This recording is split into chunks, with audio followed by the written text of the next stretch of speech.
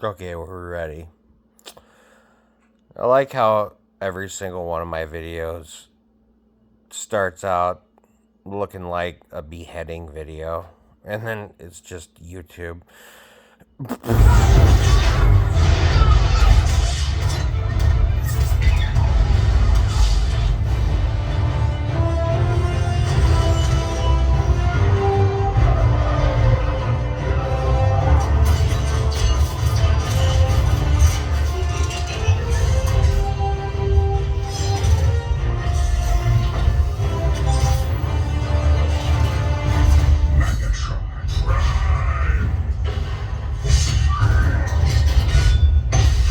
This is like great.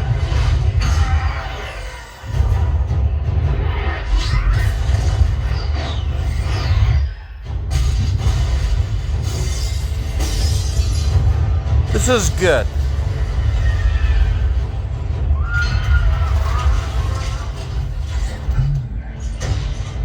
Humans don't deserve to live. They deserve to choose for themselves. And you will die with them.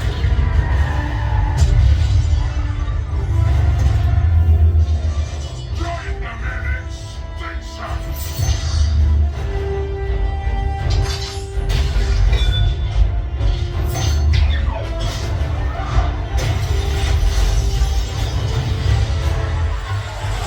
I'm a terrible cameraman, but I wanted to capture that moment. Transformers 2007. I believe that's the year that movie came out. That movie, I had just. I'm not going to give too much information. I seen that movie when I was young.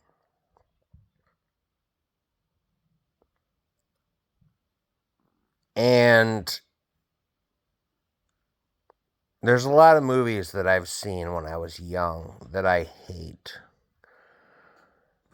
And this isn't one of them. This movie holds up. And I think the reason is because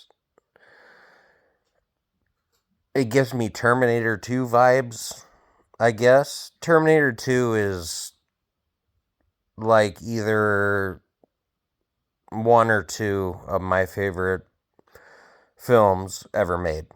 And this movie rips off the soundtrack from Terminator 2 and Terminator 1. They both have the soundtrack, but the two improved it. And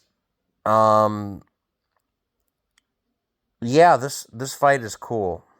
I like it because Optimus Prime is built up to be a badass, the same way they do with the T-800 in Terminator 2, but he's facing a far more advanced enemy, just like in Terminator 2.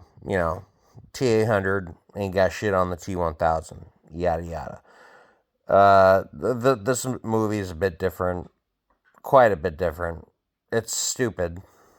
Terminator 2 is a smart movie. This movie is stupid as fuck. But they get a lot of things right. Michael Bay, Mr. Bay. I'm not one of your haters, bro. I actually like some of the stuff you've made. The Rock was good, and I like this movie. And what the fuck else did you make?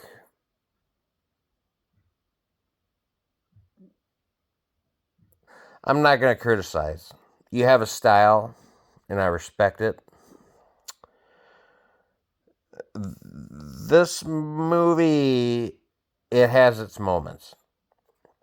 I like that Optimus Prime isn't like a god. In the second film, I can't even tell you what it's called. I went to the theaters to see it because I liked this one so much.